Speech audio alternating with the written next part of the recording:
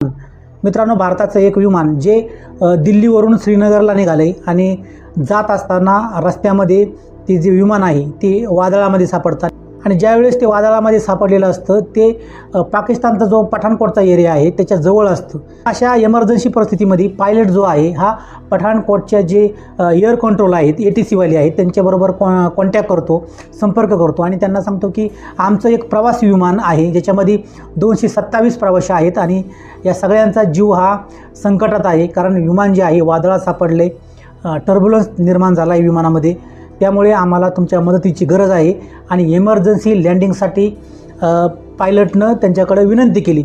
परंतु पाकिस्तानी जे तिथले अधिकारी आहेत त्या अधिकाऱ्यांनी या विमानाला उतरवण्याची परवानगी दिली नाही आणि मग अशा अवस्थेमध्ये पायलटला ते विमान श्रीनगरला त्याच अवस्थेमध्ये घेऊन जावं लागलं. तरी पायलटनं हार मानली नाही. अशाही परिस्थितीमध्ये पायलटनं चालाकीनं ते जे विमान आहे ते विमान श्रीनगरला घेऊन गेला.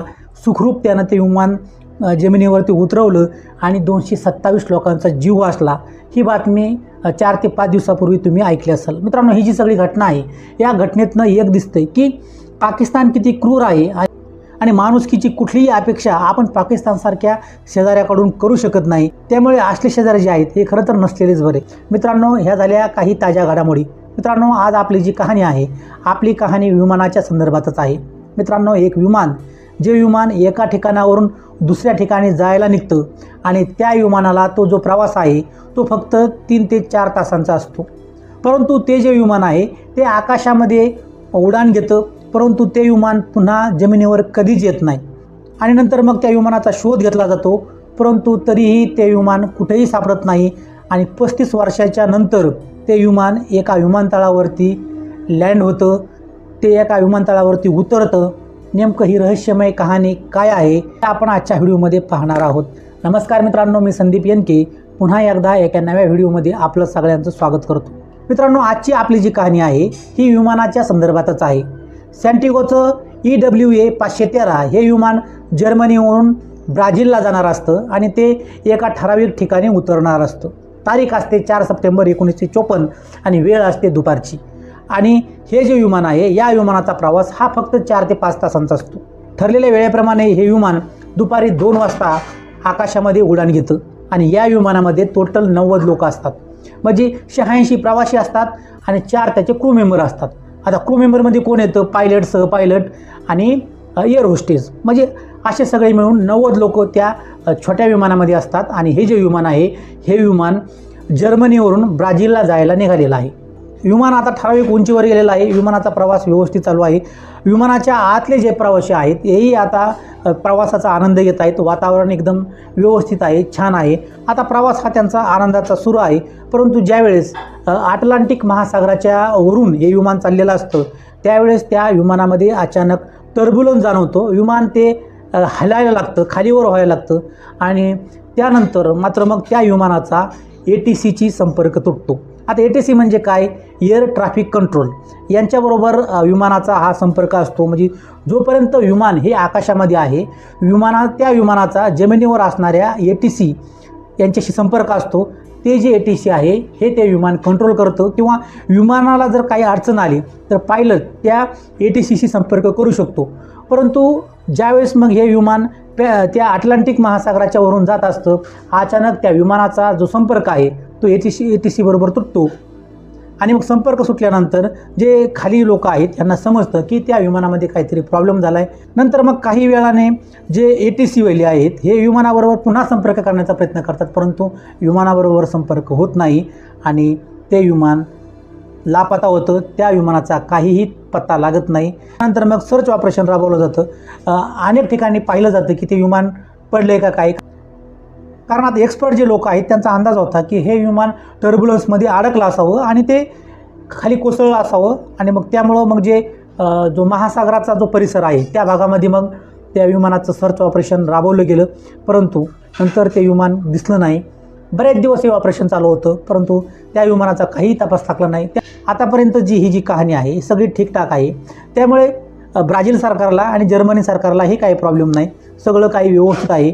पण अडचण त्यावेळेस निर्माण होती की ज्यावेळेस हे जे विमान आहे हे पुन्हा दिसायला लागतं, पुन्हा ते एका विमानतळावरती लँड होतं आणि ते जी तारीख असते 12 ऑक्टोबर 1989, म्हणजे जवळजवळ 35 वर्षानंतर हे जे विमान आहे ते एका विमानतळावरती लँड होतं.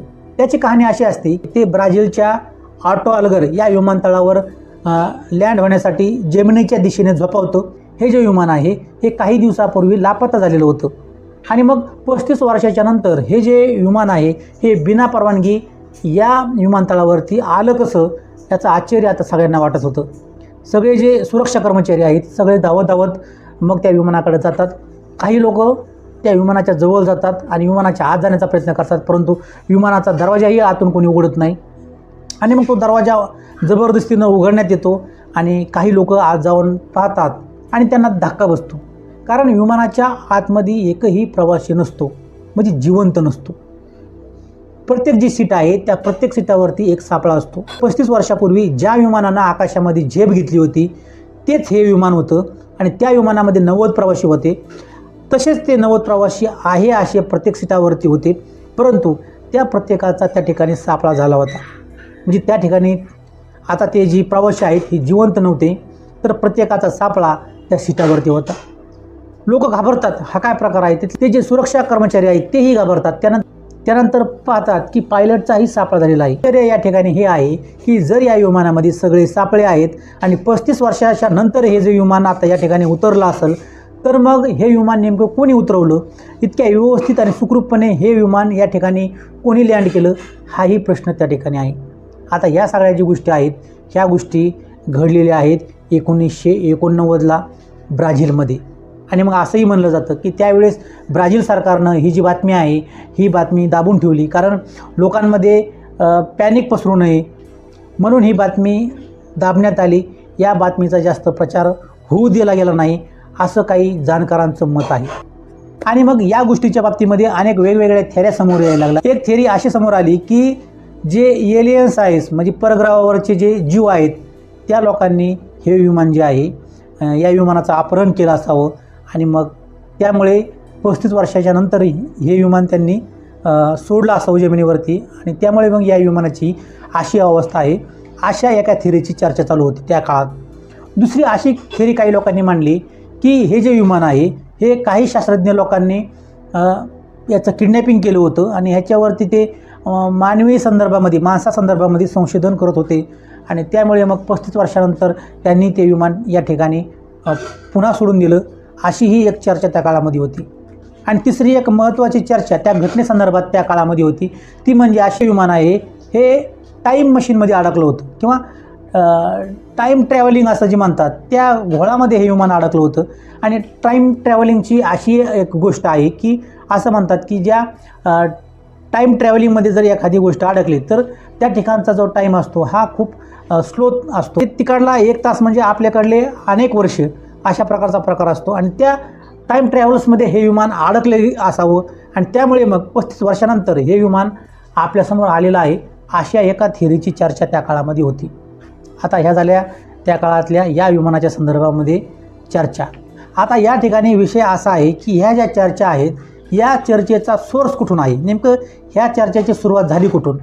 तर याचं झालं असं की एक जो पत्रकार आहे, एका पत्रकारानं त्या काळामध्ये ह्याची बातमी पेपरला छापली होती आणि त्या बातमीमध्ये त्यानं हे सगळं असं लिहिलं होतं की एक विमान अचानक ब्राझीलच्या ऑटो अल्गर या विमानतळावरती लँड झालेलं आहे, त्याच्यामध्ये अशा प्रकारचे प्रवासी आहेत आणि 35 वर्षापूर्वी हे विमान जे आहे हे आकाशामध्ये गायब झालं होतं, त्यानंतर या ठिकाणी लँड झालं, अशी बातमी एका पत्रकारानं ब्राझीलच्या वर्तमानपत्रामध्ये छापली होती. त्यावेळेस त्यानं परंतु त्या विमानाच्या आतील कुठलेही फोटो त्या ठिकाणी पुरावा म्हणून दिले नव्हते किंवा विमानाचे कुठला फोटोही त्याने त्या ठिकाणी छापला नव्हता. ही फक्त त्याने बातमी छापली होती आणि ही बातमी त्या काळामध्ये व्हायरल होते, ती बातमी पसरते, अशी या घटनेच्या बाबतीमध्ये चर्चा आहे. काही लोकांचं असंही म्हणणं आहे की अशी घटना कुठं घडलीच नाही, ही फक्त अफवा आहे, परंतु ब्राझील सरकारनं ही बातमी दाबली, ही समोर येऊ दिली नाही, असंही काही तज्ज्ञांचं आणि जाणकारांचं मत आहे.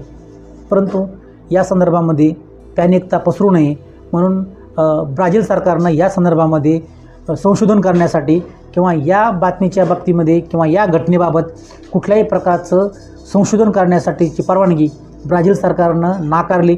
त्यामुळे कुणीही या घटनेसंदर्भात जास्त माहिती पुन्हा देऊ शकलं नाही. अशी जी घटना आहे, ही घटना काही लोक सत्य मानतात, काही लोक सत्य मानत नाही, परंतु आजही इतिहासामध्ये या गोष्टीची नोंद आहे. या घटनेसंदर्भामध्ये आजही ब्राझीलमध्ये आणि जर्मनीमध्ये चर्चा होती. मित्रांनो, आजची जी कहाणी आहे ही कहाणी तुम्हाला कशी वाटली कमेंटमध्ये नक्की कळवा. पुन्हा भेटूया आपण अशीच एखादी कहाणी घेऊन. तोपर्यंत स्वतःची काळजी घ्या, आनंदात राहा, खुश राहा. धन्यवाद.